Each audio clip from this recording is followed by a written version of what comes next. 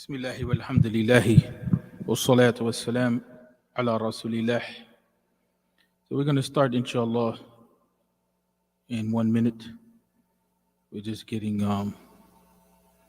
ourselves together.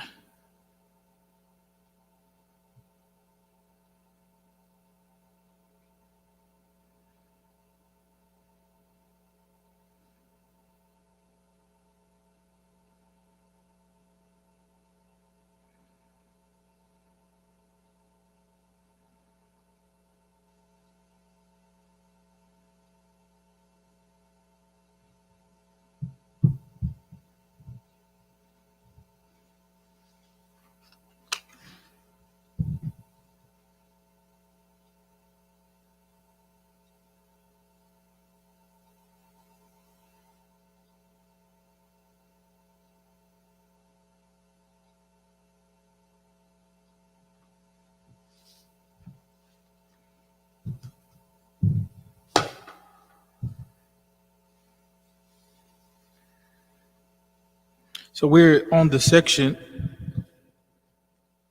that is dealing with conflict, chapter 2 still, and we said that we will take a couple of sessions or a couple of classes to deal with that. And in this section, resolving and conflicts and arguments, the idea of lend me your ear, we emphasized that last time, is key and important. The idea of lend me your ear means that we actually listen to one another. And in the first session, we talked about what effective, active listening looks like. And from experience in counseling and in looking at what's going on with people in general, and even when you monitor yourself, you realize that we actually don't listen. The other day, I was doing an event with the youth, and I was asking the youth to speak. When he came to speak, he used 2 or 3 words to express something which we know that needs more than 2 or 3 words. So even our communication, because of technology and so on and so forth, is at a level that we don't understand each other. And so not understanding each other means that it takes more work to communicate. It means it takes more for us to understand each other. That's extremely important that we understand that point. The issue of conflict in relationships firstly comes from not communicating properly, not understanding each other. So it becomes an issue in which what? It becomes an issue in which a person feels misunderstood, or it becomes an issue in which a person is misunderstanding. So one person feels misunderstood, and the other person may misunderstand. So from here we find, without a doubt, a clash. Without a doubt, a clash. And so the last meeting that we had last week, when we first started this chapter on resolving and preventing conflicts, what we did is that we talked about 9 different areas. In brief, and those areas are areas which we can consider them to be the major reasons why people fight. And I added on, the book has 7 areas, but I added on the issue of how I feel in the relationship, because this is something that people are talking about quite often, that they don't feel understood, that they're being neglected, so on and so forth. And I added on the issue of in-laws and friends. And of course, if we were to get into a more complicated reality, we can add on a 10th point, and you find that throughout the world, which would be the issue of taking on more than one relationship. And that's something we're not going to get into right now. But though the issue of money, the issue of how we raise the children, the issue we said of intimacy, the issue of how we use our time, the issue of priorities, the issues of what took place in the past, the issue of how we handle the chores of the house or the responsibilities, I like to say, how I feel in the relationship, the impact of relatives and friends on our relationship. All of those are reasons why we find that people fight. So the beginning of this class overall, which was session 1, we talked about the issue of communication. These are regular, normal, everyday issues as to why people are fighting. And we said that in chapter 3, we're dealing with the idea of accepting and sharing opinions. We didn't get to chapter 3 yet.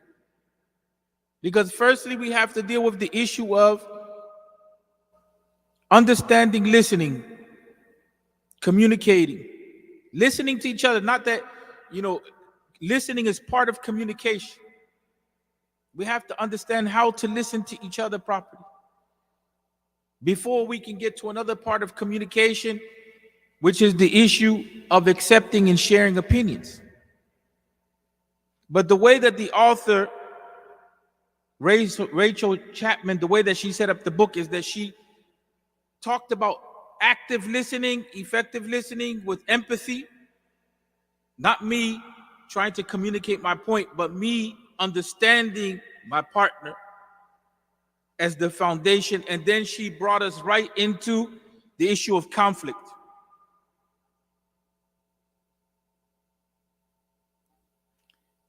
We can get from that logic that she's setting up the book in this way, that first she talks about listening, and then she talks about conflict, and then she talks about accepting and sharing opinions.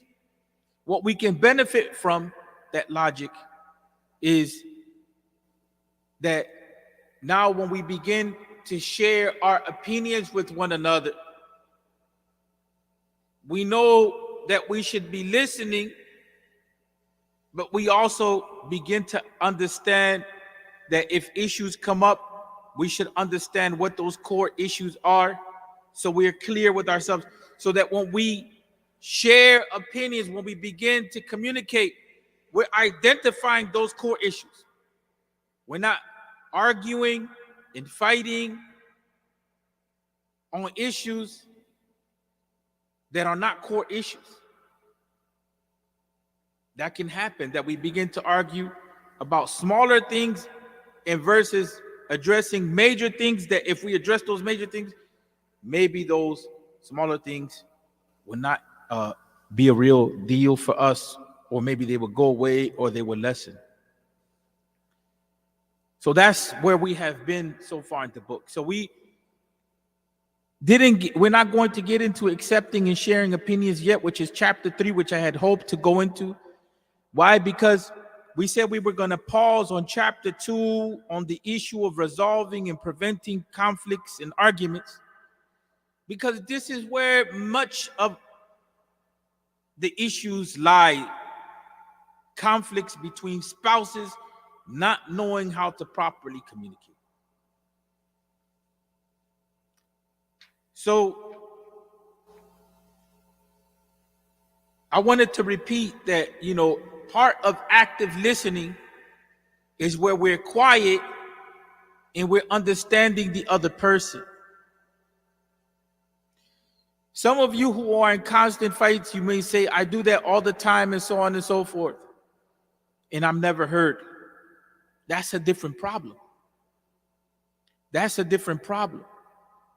So that needs a different way of addressing the situation, that the other person is doing all the talking and you don't get the opportunity to express yourself. That person now needs to learn how to listen as well.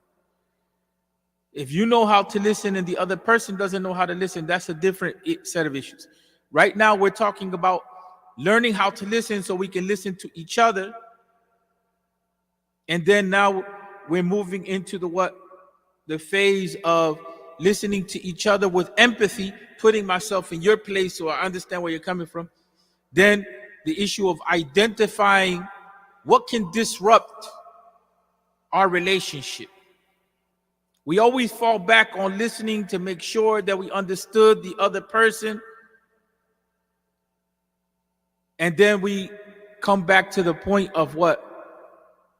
Identifying root causes. So we should be familiar with those things which are common in relationships which cause problems. That's part of being wise. If we have data that says 60% of divorces are caused by XYZ, then we should pay attention. If we see something that's common in couples as being a source of a problem, then we should pay attention. So we are saying this because we have to become a little more rational in our relationships to understand why it is that certain things happened, why it is that certain things continue to happen, and what it is that we can do about it.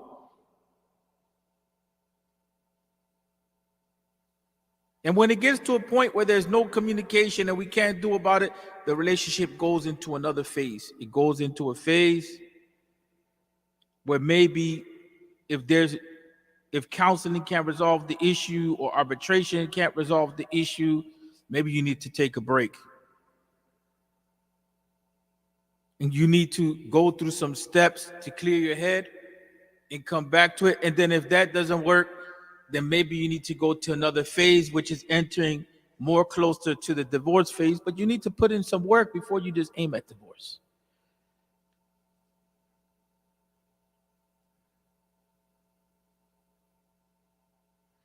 And so today we want to continue on the issue of conflict, right? Because as we said, a lot of people, this is where they're at, and they don't know how to deal with the issues.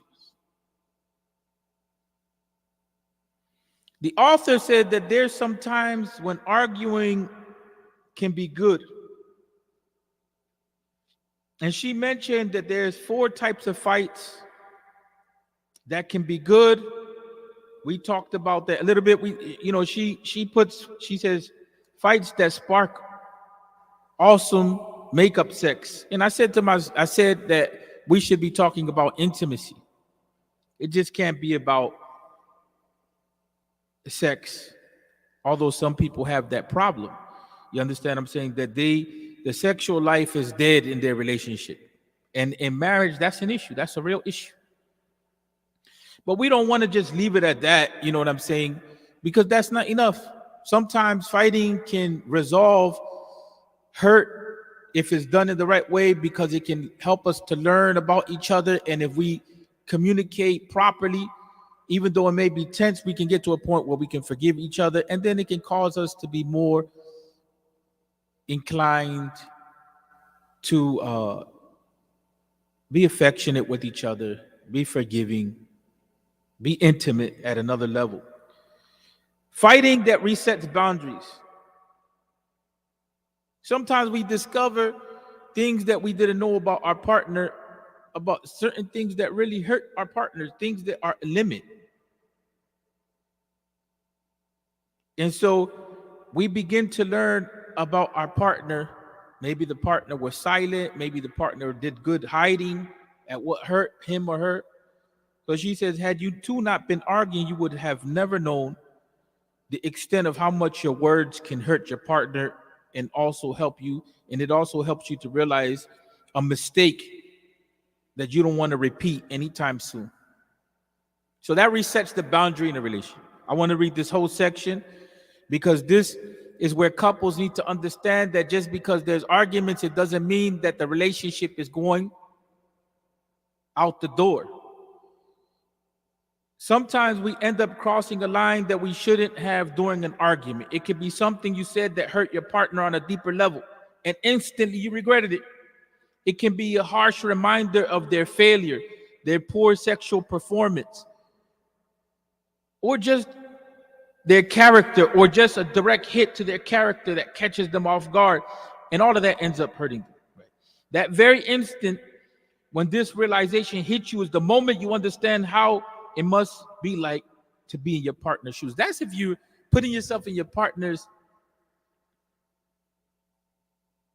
shoes. If you're empathetic. If you're not empathetic, it's not going to bother you. You're just going to keep moving. If you're not thinking about the weight of your words, if you're not thinking about the effect of your words, it's not going to be an issue for you. That's why empathy is extremely important. That's why remembering that you're dealing with a human being with feelings and so on and so forth, they have their own reality as well. They're their own person. If you can't recognize this being as their own person, if you can't recognize this being as having feelings, if you can't respect that being, then this is not going to work. You have to respect the humanity of the other person. So here she said, had you two not been arguing, you would have never known the extent of how much your words can hurt your partner. So, right, at this point, you can realize what it is that you're doing to damage your relationship. That is if you are putting yourself in your partner's shoes. That is if you are weighing your words. That is if you feel. And if you don't feel, and if you can't put yourself in your partner's shoes, that's another level of problems in the relationship. Because that means you are no longer dealing with your partner in a human fashion. You're not connecting with the humanity of your partner.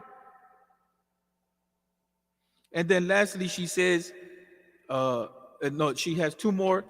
Fight where you promise to treat one another better. Meaning that if you get to a point in the relationship where it looks like it's going to crash, but you begin to put yourself in your partner's shoes and you realize that you yourself did damage to the relationship and what you did and what you said, and you come to a point where you realize that there's boundaries that have been crossed, don't tell me what the other partner did.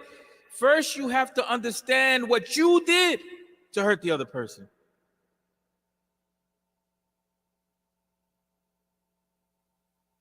So if you can understand what you did and take responsibility for what you did, and your partner can understand what he or she did and take responsibility for that, when you can put yourself in the same situation as your partner and you begin to feel, then now we can move to another level. And that is where we promise, we make an oath, we make a commitment to treat one another better. So sometimes the argument will clarify something for us and get us to a point where we realize we can't continue like this. You know, that's the issue. But here she mentions something that is very, very important. That there are some fights that almost turn physical or meant the end of your relationship. So what are you going to do? That's what I see. In the role of a counselor, in the role of an imam, in the role of a mediator. Now, what are you going to do when it gets to that point? Are you ready to work on yourself, your communication skills? Are you ready to accept your damage that you bring into the relationship? What you do, which may destroy the relationship? What you say that may be problematic? Because when we get to this point where there's hurt and there's tons of hurt and there's all kind of stuff that is said and all kind of stuff that's done, which takes the relationship to a bad place and is not acknowledged, then we're in a bad place. But if it's acknowledged, now we can move on to the next level because we know that we cross boundaries.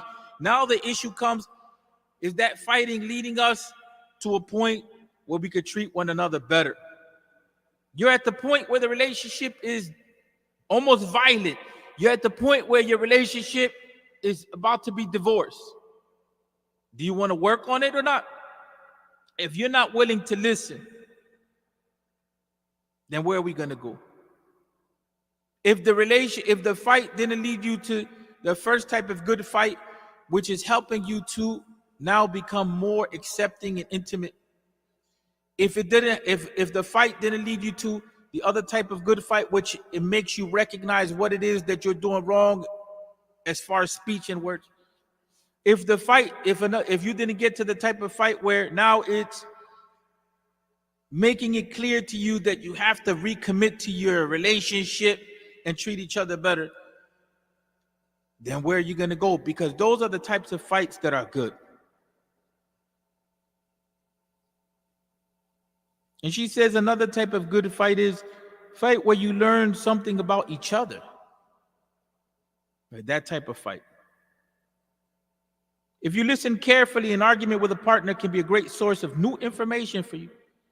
Thus, you use your mind when listening to what is said. Perhaps they felt hurt over a random joke that you made. And jokes have jokes shouldn't be insulting. Jokes shouldn't be lies. Joking is an issue. How we joke, we have to learn how to joke properly. Islam put some rules on joking because it can cause damage. So we have to joke in the right way where we're not hurting another person, where we're not lying.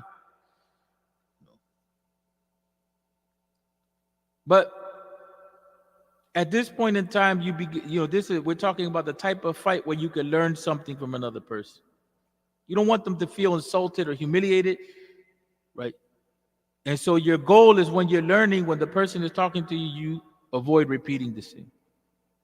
But how did you learn about it, right? You learned about what you shouldn't do during a fight. So if you're going to fight the right way. Fight to get to the cause of the problem. Humble yourself. Listen. Learn from the other person. Conflict is part of the dunya. Learn from the other person, right? So those are the types of fights that are good. Now she brings up the issue. Now we're getting into the issue of when the fight is not the answer. When fighting can be problematic. When you want to be right. When that's your goal of the whole fighting, just to be right, regardless. You don't want to listen to the other person. You just want to be right. The fight becomes a way for you to dominate. Here she says, if winning triumphs your thoughts, then the problem lies with you and not with them. If you turn that moment of communication into a moment in which you want to dominate the other person, and the only thing that you want to do is prove yourself right, and that's it, and the other person has no opportunity to be understood, when you're not willing to identify what it is that's disrupting the relationship or communicate what it is that is hurting or what it is that is the issue, and the argument is only about you being right, then that is an issue in and of itself, and that is not the answer to the situation. Your sole goal has become to put your partner down and make them realize that they were wrong instead of settling the situation. That's war. That's the demolition of the other person. That is the collapse of the other person. That is the disappearing of the other person. That is a situation that you're creating in which you will only destroy yourself in your relationship. You will only be more misunderstood. You will only create the opportunity for physical violence because it escalates. It escalates. We have to realize that when we're arguing, it's easy to say something which can provoke and trigger the other person and take the whole situation to another level. We can go out of our minds even. And if some of us have anger issues, or if some of us are not thinking properly, it can easily lead to a situation of physical violence. And we could do something that we're not conscious of. So we have to be careful that what we're saying is not only to say something to be right, and then we continue on that. We have to listen to the other person. You understand what I'm saying? Because especially when the two parties, each party in the conflict, they just want to be right and that's it. And the two are going at it like that. That's a situation which we're escalating the problem. We're creating more and more tension.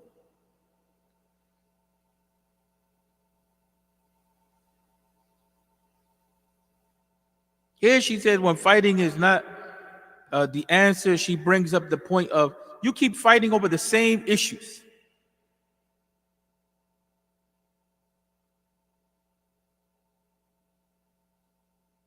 And she mentions a lot of times we don't realize that the reason we have started to fight daily is over petty things. But there's an underlying issue that's not being addressed, and we're fighting really because of the underlying issue, but we're triggered because of the petty issues. Petty means it doesn't necessarily mean that it's not important in and of itself. It means that the degree of it, something that you can let go. But it's not let go because there's an underlying issue which you're not addressing, which you're not pinpointing. And you ran away. And we started the last week's session was about trying to identify the major underlying issues. And of course, we didn't get into deeper issues, like, for instance, when people violate the marriage completely. We didn't get into that type of issue. Or when there's drug habits, or when there is alcoholism, or when there is unresolved mental health issues, right? Because those are other issues that come up.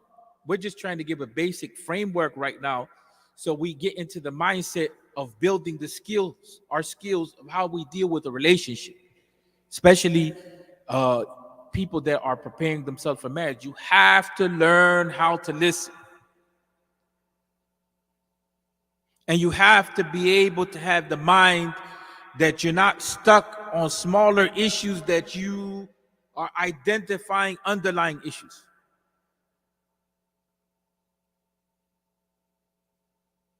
And you have to learn how to communicate at another level other than just listening. You have to learn how to share opinions. You have to learn how to clarify where it is that you are at.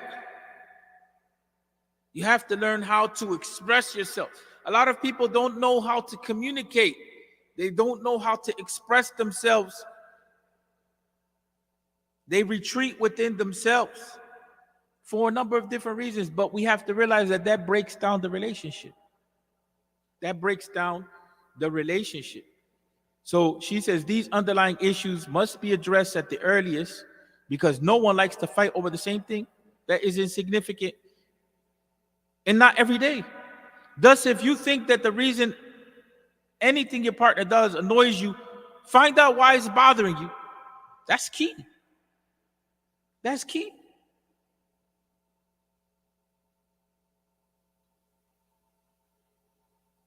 It can have something to do with you, with your past. It can have something to do with how you're raised, or it can have something to do with a real problem in the relationship.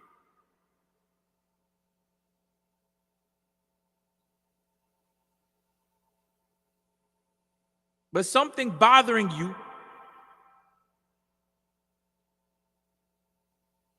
and you're stuck on that thing that bothers you, and not you don't understand why it bothers you, that's a big issue.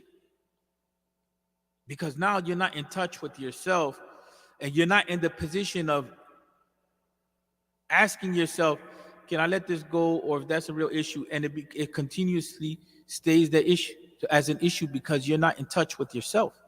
So you have to be able to be so much in touch with yourself that you ask yourself, why is this bothering me?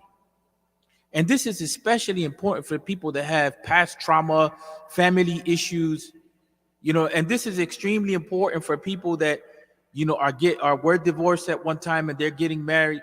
This is extremely important for young couples that are learning how to be in a relationship.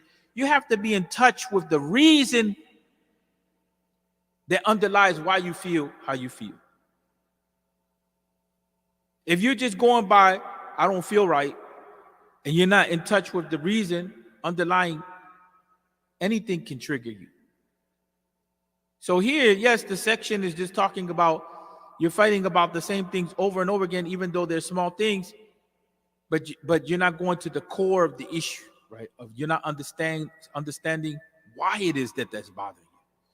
Because again, we outline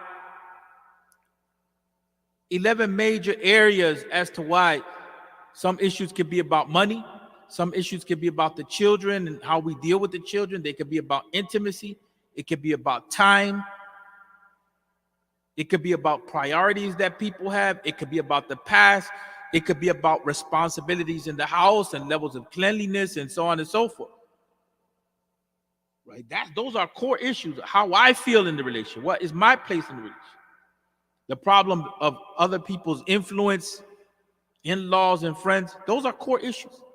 So if you're arguing about petty issues, you have to ask yourself, why is it that I'm arguing about this? Is it related to a core issue? Or is it related to something that is within myself that's bothering me? Sometimes we can be depressed and not address it, and everything that happens, you understand what I'm saying, triggers us. So some things come back to us as to why it is that I get triggered on this issue, or why it is that it bothers me. And some things that bother us don't have to do with us directly. It's not my personal issue, but it's the way that I'm being treated, or it's the consequence of the issue. In other words, we have to be more conscious, right, of ourselves. She says another reason not to argue, right, is when we start talking about lifestyle choices. Meaning, I personally thought that some of what she said here was a little bit problematic, but some of it is on point, because she's really talking about letting the partner have a life. But when that goes too far, and when the partner has no connection with you, or with the children, or with the family, or like that, when a partner is just focusing only on their lives, that's a problem. But some things we can let it go. Like, for instance, you knew the person was like that before you married them. So why are you trying to change them? That's the thing that she is talking about. Why are you trying to change the other person that you're in a relationship with? That's why we have to really think about how we do marriage. Rushing into marriage is not good, because we have to understand something about the person with clarity, or things about the person to be more correct and more accurate. We have to understand enough of the person to see if we can live with that person. That's important. Communication, we have to test communication. We have to see how they think. People, when they talk with each other for marriage, they don't know how to talk with each other for marriage. And that's a problem in and of itself. And we're going to have to put that in another class, or maybe even add on to this class, but I prefer to put it into another class. How do you talk to a person for marriage? But here, we're on the issue of, if you knew that the person was a certain way prior to marrying them, why are you trying to change them? Right? So she's saying that you shouldn't be fighting over lifestyle choices in this case. If you knew the person is that way, so in other words, she's saying you have no right to fight about how they choose to spend time. Now, I have an issue with that. But she's basically saying, how we can correct her thinking or how we can add on to that is that she's basically trying to say, don't try to control your partner on every detail. Give them some space. If they want to watch a movie, it doesn't always have to be the type of movie that you want. If they want to eat, it doesn't always have to be eating the food that you want at the place you want and how you want. That's the issue now, when we are not only trying to change the other person, we're getting into the issue of control at another level. So you have to ask yourself, is this my issue? Maybe I was raised a certain way and I can let this go, right? In other words, from the beginning, you should have the understanding, is the fight about trying to change the person on an issue that you already knew the person was that way. You marry that person understanding that person is that way. That's something you shouldn't fight about because you went into the relationship with them. The other issues now are things that you can let go, things that you may be going overboard on trying to control. Let the person be a little bit. You understand what I'm saying? If it's something that is not really affecting the overall household, if a person wants to have friends over,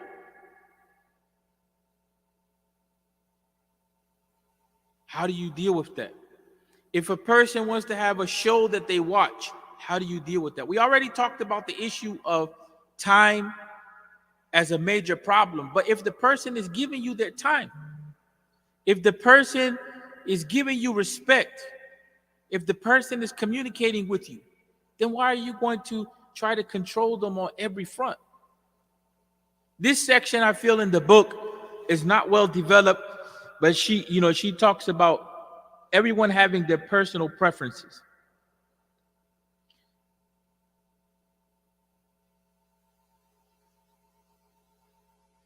And this, is the way that she talks about it from the angle of a non-Muslim. So some people are not going to relate. But I think the points that I mentioned are very relevant to Muslim couples. You have to know the person enough prior to marrying them, before marrying them. Don't expect them to change. If they should change, they should want to change on some fronts if they have to correct themselves. But you have to deal with the person as they are. Because once you get into that business of trying to change somebody, then that becomes a problem. So you have to know if you're compatible enough. The other issue is that don't be so overly controlling that you're trying to control everything about the way the person is. That's not acceptable. The person still has to have some freedom. The person still has to have a way that they deal with issues in their own life. They have to have some sense of autonomy. So she says that you should compromise on those issues which are, lifestyle issues. Compromise with each other. In other words, respect the person and what they like to do and so on and so forth, but learn how to meet each other, learn how to complement each other. It's okay to be, she mentions this in another place of the book, which I like it. It's so you don't have to be the same on everything. I like that point. You can be different. You can learn from the other person. The other person may be outgoing, you may not be outgoing, but you can learn from that person. You can complement each other. That's where you try to compromise with each other versus trying to change each other. You understand what I'm saying? You can change yourself for the other person, but you can't lose yourself at the same time. And that's a whole discussion in and of itself when people begin to lose themselves. But sure, we have to compromise. Sure, we have to negotiate. Sure, we have to be considerate of the other person. Sure, we have to incline to the other person, right? But the most important thing that I get out of this section, I didn't really like it much, the way that she dealt with it. I felt that it was underdeveloped, and I felt that it won't help us 100% as Muslims, other than to say, if you know something about somebody, prior to getting into the relationship, don't expect them to change and don't try to change them. If it's something that bothers you, I mean. And it really bothers you and you like them on other fronts, but it really bothers you, don't expect them to change. That's why it's very important that we know how to marry. And we know what are the priorities in that regard.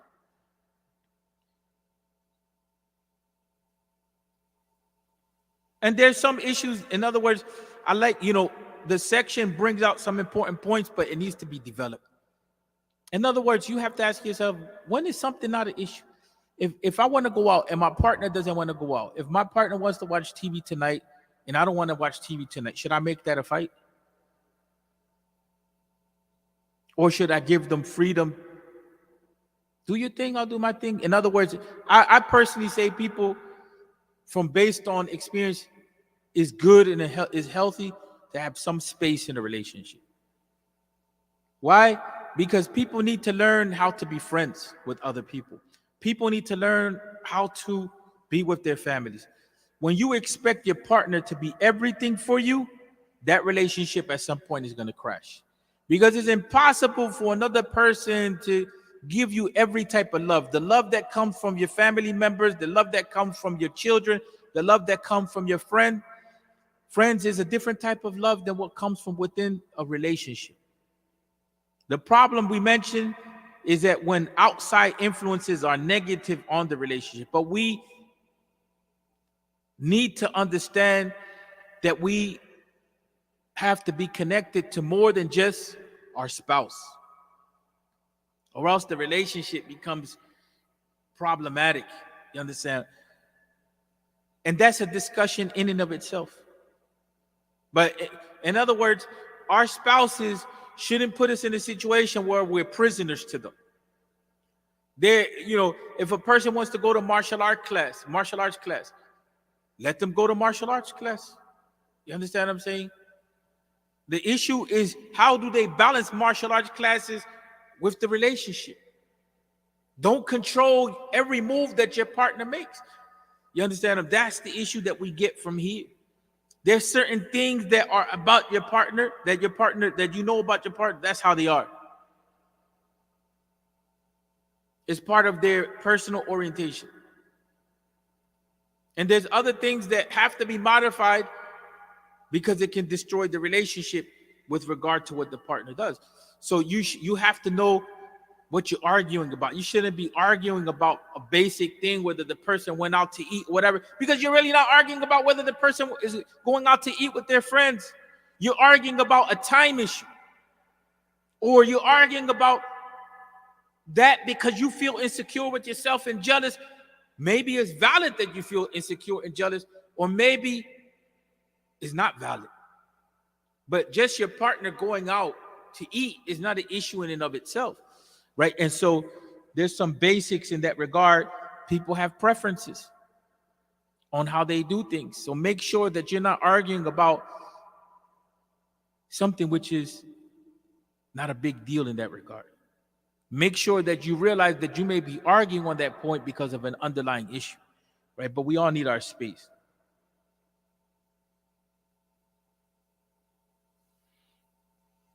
One of the issues that comes up that we, in arguments that we shouldn't argue, because it's not going to bring us any benefit, is when the person starts to use the argument to personally criticize the other person. You shouldn't argue at that point. It's not going to resolve issues.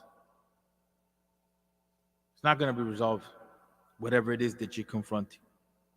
Because now the argument, instead of it being a good argument or a good fight, is part of the war mentality.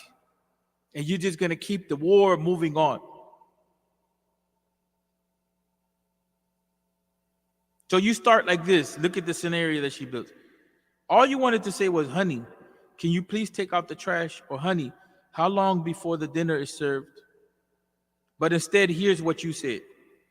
Why can't you take out the trash yourself? Why do I have to remind you every day? At least be responsible for once. Jeez. You know, that really is a Christian concept.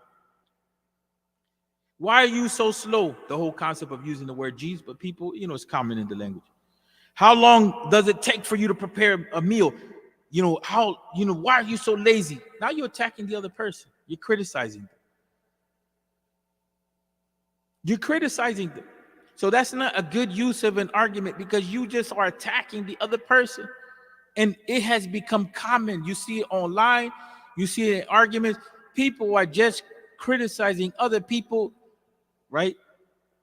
And really, she has another reason that she mentions that we shouldn't fight when you go overboard with insults. I thought that she should have combined that section with this, because that's what it is. People begin to criticize and they begin to nitpick and then they begin to insult. That stuff is all combined. That's not a good mode to fight. That's not doing anything for the relationship. It's not going to take us to the next level. Me personally, when people disagree with me and they begin to attack me, I use the logic and I say ad hominem. You're in the attack mode. We're not going to go we're not going to go anywhere with this. So I'm exiting out. The ad hominem means that you're attacking the human. So when you begin to attack the human and you criticize the human and you move away from the action, whether it's dinner, whether it's taking out the trash. Remember, we said the issue of responsibilities in the household. That's part of the responsibilities in the household as being a core reason why people fight. The trash being taken out. That's part of cleanliness. That's part of maintaining the house. The issue of cooking. That's part of maintaining ourselves. That's part of the family responsibilities. So that is an issue that we can solve. Why? Maybe the person is tired. Maybe the person is going through something. What is the underlying reason as to why the trash is not being taken out? We don't have to make that an occasion to attack the other person, that scenario that she gave. So here she says, what you did there is more than just taking out your anger. You chose to personally attack them. When your words and actions hit the character of the person, it can create a divide between you two. That's why when couples argue, listen to what she said. When your words and actions hit at the character, right, of your spouse, it can create a divide between you two.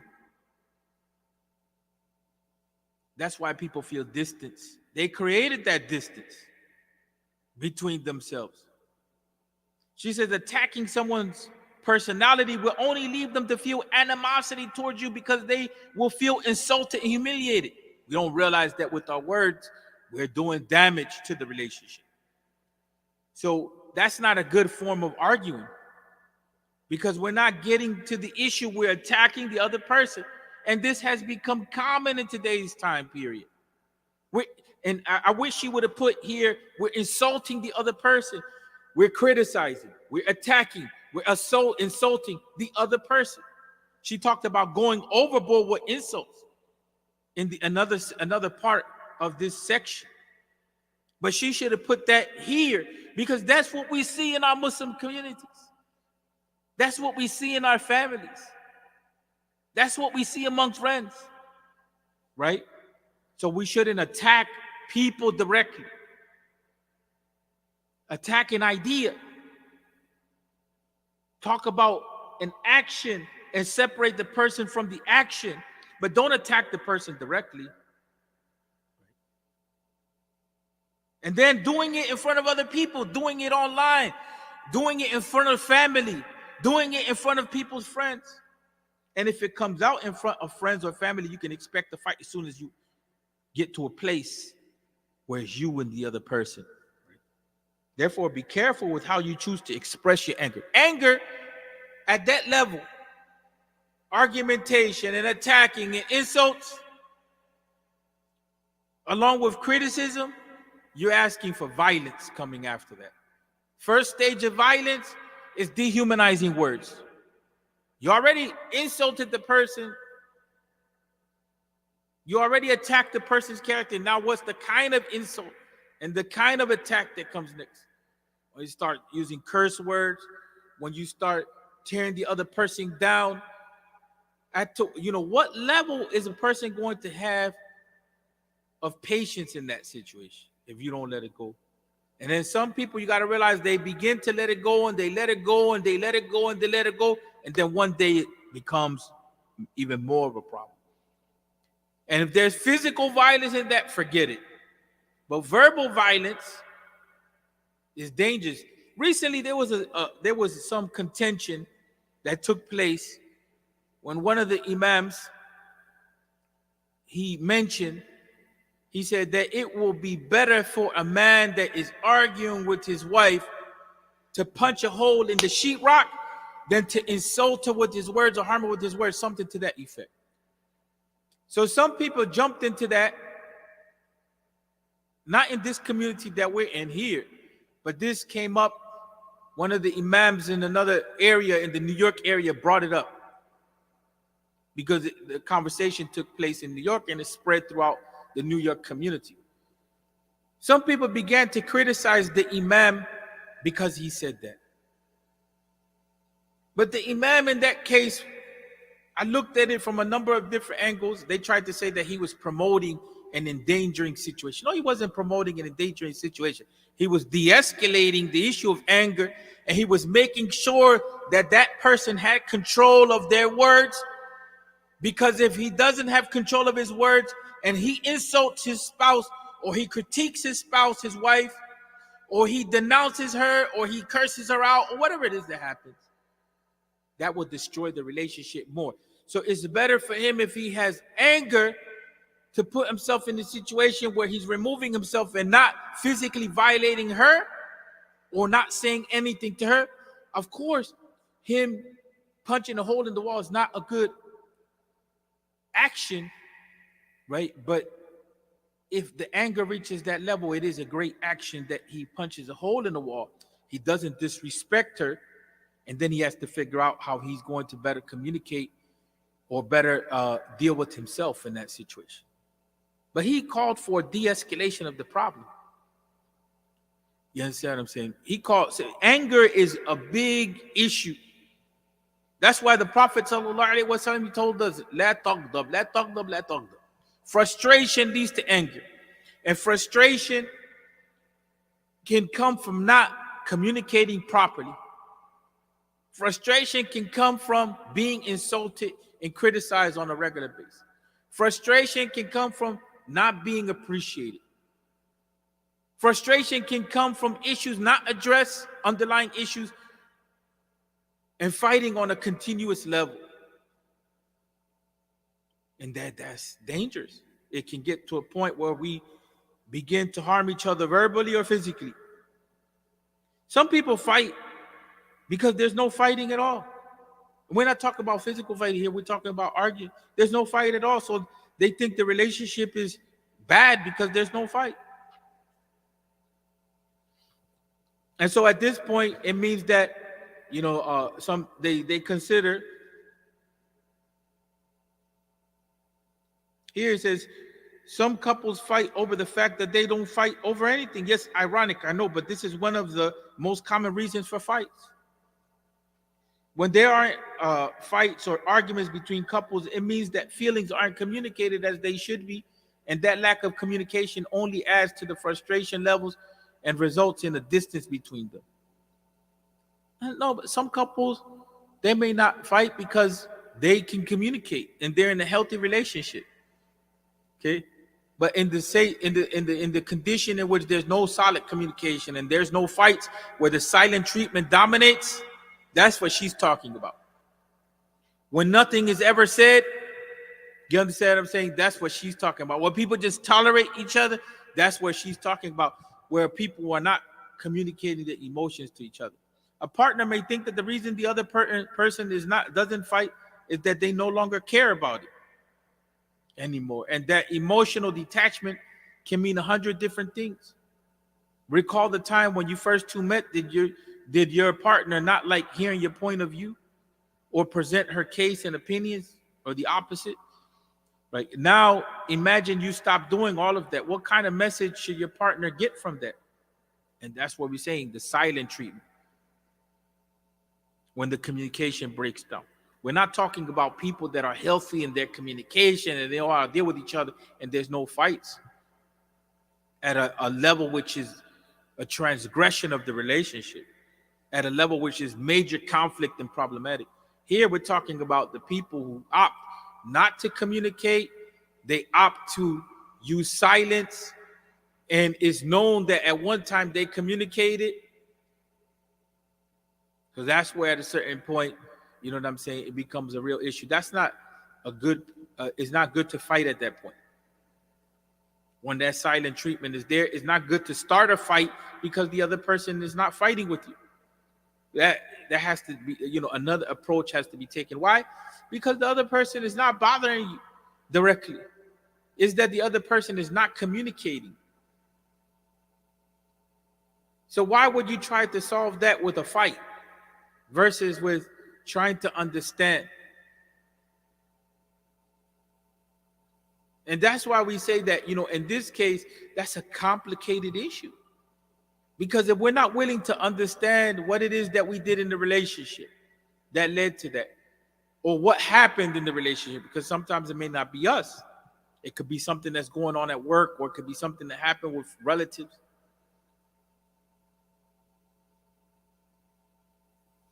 If we're not willing to understand, and that there's no trust in the relationship to be able to clarify, that's a deadlock. Because if the other person doesn't trust you to communicate, and they don't want to communicate, that's a deadlock.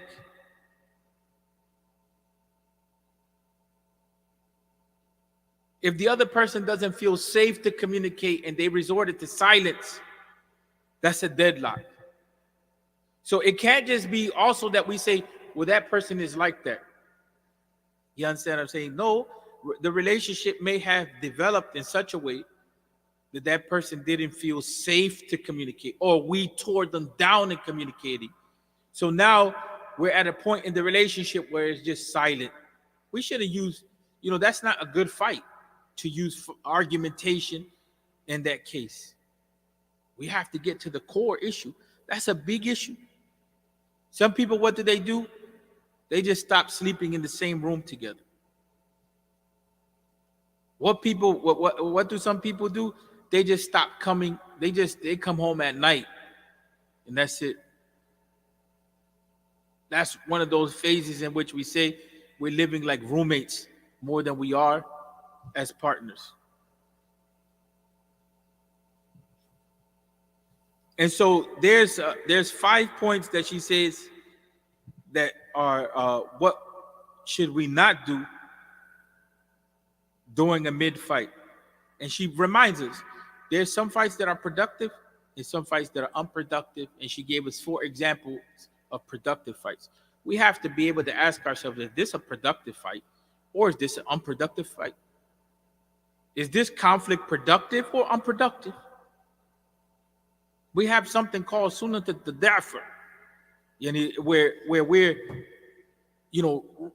where some conflict is good. We're pushing each other out of our comfort zones. That we're pushing each other to another level. But we have to want good there. And we have to be in a position where we're not hurting other people. That we're pushing. We have to also know how to compromise. But I want to take a few more minutes with this and then we'll close down because we're about at an hour. Here, she says, the majority of fights begin with less important issues. The majority of fights begin with less important issues. Say it again. The majority of fights begin with less important issues. One thing I like about this book is that it's written by a woman. And so because it's written by a woman, it's giving us the insight also of how women see things. It may not be all women, but at least it gives us a woman's insight. So it helps us brothers, especially at the emotional level. And there, just as a side note, emotional intelligence is an important concept. Daniel Goleman, he wrote the book Emotional Intelligence. I advise people to read the book. I advise people to become familiar with the emotions, and I advise people and myself to become more familiar how to clear your thinking and how to communicate properly. Those three things, if we were to do those things, and every day we were to look at our condition, what we feel, what we intend, what we do, what we call muraqabah wa muraja'ah, be aware of what we're doing, muraqabah. Muraja'ah is we're taking an account of ourselves. If we did those few things, our relationships would be a lot more healthy. But here she says, majority of our fights begin with less important issues. Why? Because in the reality, the less important issues become bigger issues because underlying that are the real issues that we never address. So we have to be careful with fighting with less important issues and not really understanding why we're fighting. It's like a baby. They become irritated and they're crying about issues you think is because of one thing, but it's because of another thing. So mothers are very aware of different cries. One cry is because the baby wants to be picked up. One cry is because the pampers. One cry is because of being hungry. So the same thing with us. When we begin to fight about issues, we have to ask ourselves, what is the underlying issue? Why is there crying taking place? Don't just ignore that there's crying taking place. Would you do that to a baby? The same thing with your spouse. So here she says, when one partner starts to yell or point fingers, the fight no longer remains about that issue anymore. See what I'm saying? It's no longer about the issue.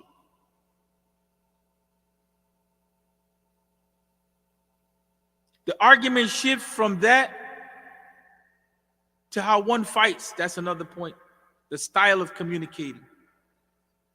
No patience is demonstrated. Voice is raised. This escalates to a point where everyone feels emotionally hurt by the way their opinion was heard and received. So we start from the less important issues. We start fighting on that. We start pointing fingers. The fight no longer is about the issue. The argument changes the tone of it. And then now we start talking about, look at the way you talk to me. You know, that type of thing. May Allah protect us. And we lose it. We're no longer on the issue. And when you add to that attacking and insulting and criticizing and bringing up the past, you know, the last talk, I advise people to go over that one really well. Chapter 3, chapter 2, the beginning of it, you know, we're pinpointing what are the major issues. Why is it what are some of the core issues of why people fight? I ask people all the time, you know, what's going on in the relationship? It takes me a while with some of them to flush it out. What are the underlying issues? Because they put up also so many issues. They're important, but they're less important. And the real issues that are bothering them, the real core issues, they never get to them. So they compound the issue. They're not going to the core issue, but they're bringing me about what took place here, what took place there, and how he talked to me, and how she talked to me, and this, that, and then I go into the core issues. And they're hurt, and they're damaged, and they feel humiliated. We have to learn how to communicate people. It's okay. We all have to learn. There's growth is a continued process. We have to learn how to use our minds to identify the core issues. We have to be in a space where we're comfortable enough. One thing that we didn't mention before, and we want to mention it, is that when we're arguing, if I argue with you in the loud way and I use this type of voice, you're defensive. If I argue with you and say I didn't understand, and I learned how to tone down, it's a different energy.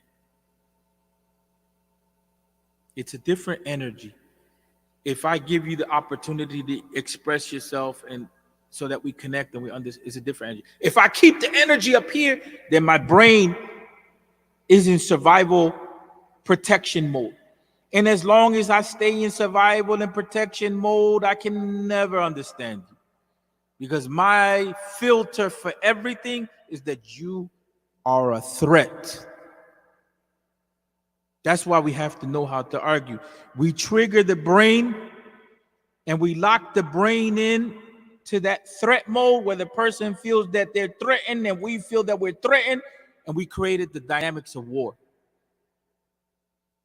And then when we add insult and criticism and everything that comes along with that, we put ourselves at a point where we can be physically violent to each other. Remember, verbal violence is the step before physical violence because we're dehumanizing each other. And once we get to the point of dehumanizing each other, that means we no longer are dealing with a human being, and we stopped thinking, right, that we are obligated to treat the other person as a human being. Now we're treating them as an object. Now we're treating them as an enemy. Now we're treating them as a target to be eliminated. That's where relationships are at. That's why communication and understanding ourselves and understanding how our pressure goes up and understanding how our brains work in the relationship and understanding our needs and also putting ourselves in the place of the other person, that's extremely important.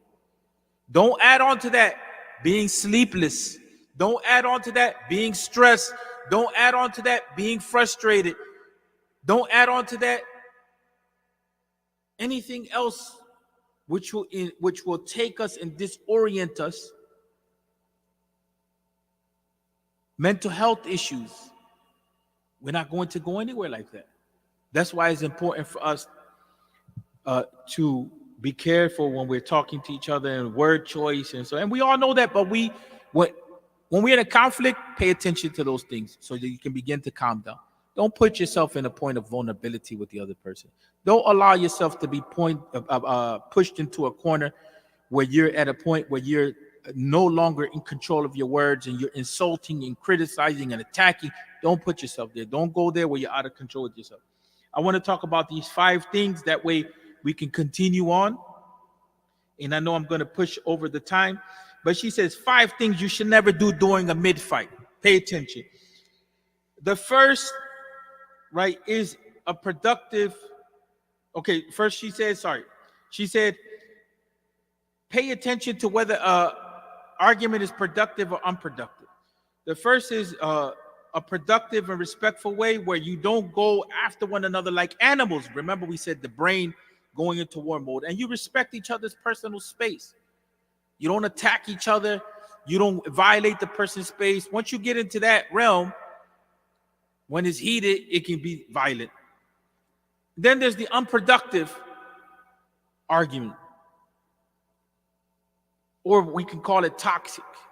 Yelling, pushing, verbal accusing, a lot of judgment, cursing, dehumanizing, I add. All of that is dehumanizing. It is important to note that during any fight, no matter how big or small, emotional or physical abuse, we can't accept it.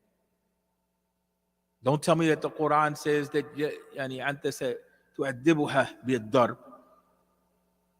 that's not acceptable. Insulting is not acceptable. And the cursing at the other person is not acceptable. That's why we have to find ways to challenge. We have to know what are the boundaries. When abuse becomes the norm and one partner fears the other, it becomes violence. No couple in their sane minds should go there. Watch it, you know what I'm saying? And she talks about the issue of sarcasm, and she talks about the issue of breaking things and so on and so forth. Okay, these are the 5 things. First, you should never do this when you're in the midst of a fight. You should never go overboard with insults, right? You should never take a major decision during a fight, like divorce. You should never take a major decision during a fight, like divorce. You should never take a major decision during a fight, like divorce. You should never, when you walk away during the fight, when your body language is misleading, the body language is, remember we said the brain registers certain things. When the body language of the other person is no longer one of understanding and is one where it looks angry and there's attack mode to it, of course you're going to perpetually stay in the fight mode, because the way that you're communicating with one another, it is that mode, right? And next week we'll cover these things with more depth. When you bring up past mistakes, you don't let the other person live. You punish the person for what was done in the past. We'll talk about these things in brief right now, and then next week we'll deal with them in depth. And then next week we begin the section. We're still in the same chapter, but it is it's very small. And that chapter starts talking about I don't want to fight anymore. That's what it is. This section of the chapter. We're still on chapter 2. So next week we'll come back to that. I don't want to fight anymore. But for now, we're going to go over these brief 5 things that you should never do in the mid point of a fight. You should not go overboard with insults. It's not acceptable to name call or to prey on someone's insecurities or the vulnerabilities. You know the person, you push the buttons. You know what I'm saying? What are we in, war?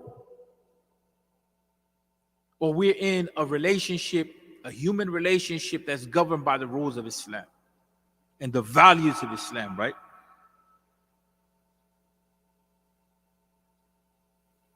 So you may be frustrated and angered at the way that they did something, but it doesn't give you the right to hit below the belt and call them names. So it's easy to use insults and belittle, but ask yourself, is that Islam really? Is that something that you want for yourself? Put yourself in that situation. Is that something that you want for your son or your daughter? Because after all, if you have children, that's what they're going to learn. They're going to learn how to fight like that. It's very easy for some partners that have been together for a long period of time to belittle or insult each other or even talk about each other's families. I'm adding that point. And you know that the family may have something wrong and you bring it up to tear down the other person or to put them in a situation of defensiveness. So you shouldn't do that if you want the conflict to resolve itself.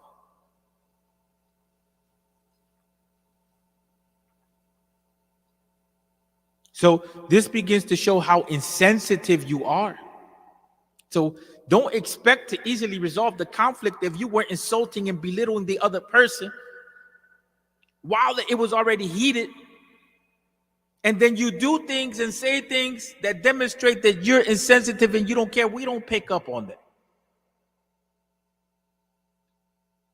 In the midst of the fighting, many of us are fighting because we want to be understood and be heard, or because there's some underlying issue that's never addressed that we want to communicate, right?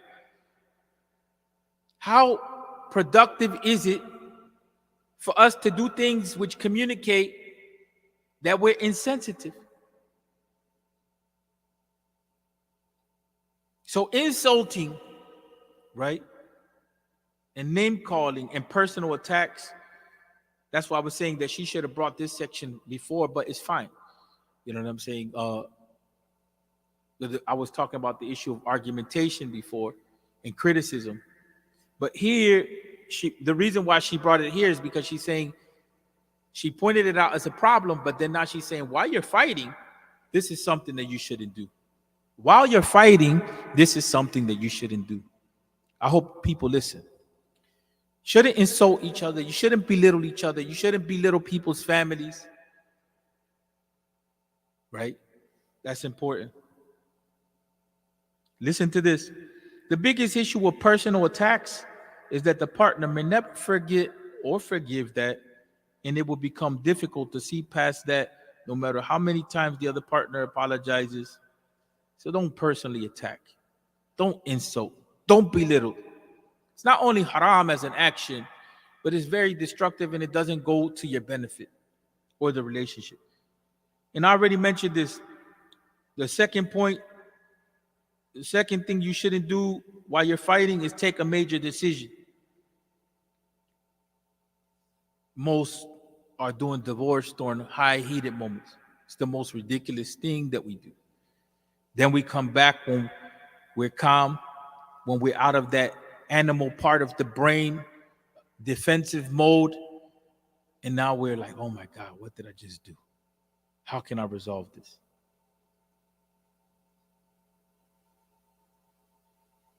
And sometimes it gets so heated, the cops are called. Then it becomes, oh my God, what did I just do?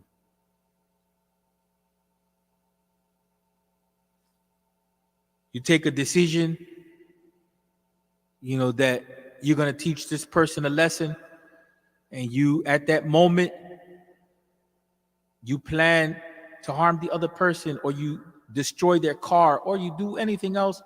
You're taking a major decision with consequences, and to the negative in this case, and during a fight. Don't make decisions during a fight. You have to take the example of the Prophet ﷺ and how you deal with anger. Sit down, calm down, lay down, do something to get out of the situation, to calm it down, because if the communication is broken, tell your partner, look, I love you right now. I know we're arguing, but we need to take a break. We can come back to this. I'm not evading. I just don't want us to escalate this more. I don't want to disrespect you. I don't want to damage the relationship. It's not productive the way that we're going. Or opt for counseling, or opt for arbitration if it's at that level. But if you take major decisions like divorce, or you take major decisions like trying to plot to harm the other person, that's an issue. Walking away from the fight, it shuts down the conversation, but it does end the argument, but without any resolution. So, but if you walk away from the fight with an understanding that you're walking away from the fight to cool down, that's workable. But if you walk away from the fight because you bailed out, you understand what I'm saying, and you didn't want the other person to express themselves, then that becomes an issue. That's why we have to learn each other. Some people need to calm down. Some people, they need to scream their point. Some people need to walk away. We need to learn each other. But walking out without an explanation is not the solution. You shouldn't do that during a fight. Unless it's the case that you're walking, but you should tell the other person, you know what? I'm leaving right now because this is at another level. I have to tone this down. But if you just walk out and you expect that to be a resolution, and you expect later on for the situation to resolve itself, it's not. What you did is you just added on to showing that you don't care about the other person's needs at all, right? We talked about the body language. People, pay attention. Body language is misleading. You know what I'm saying? It can lead to judgment when you're judging the body language. Sometimes the person can be thinking about 5 different things at the same time while they're arguing. Be careful with that, because when you're looking at the body language and you don't necessarily understand what it means, you can go to the wrong place, right? So she says, most of the times we are focused on the fight and what the other person is saying, that we fail to sense the responses of our body towards those words. Nonverbal actions speak your true mind, because they can't be faked in moments like this. So if your partner catches you rolling your eyes over some suggestions they just made, it probably tells them that you don't see it as a smart one, and in reality that you're mocking them because you rolled your eyes. Be careful with the body language. And then you be careful how you judge the body language as well. That's what I was pointing to earlier. But here is pointing to the issue of how you use the body language. Be careful, right? There's 2 issues here: how we use body language, how we interpret body language. I'm saying that in the heat of the moment, be careful how you interpret body language. Make sure that that body language is what the other person wants to communicate. Like, make sure that what they said, you understood it correctly. That's part of clarifying communication. But in the midst, of the argument, just don't use any body language.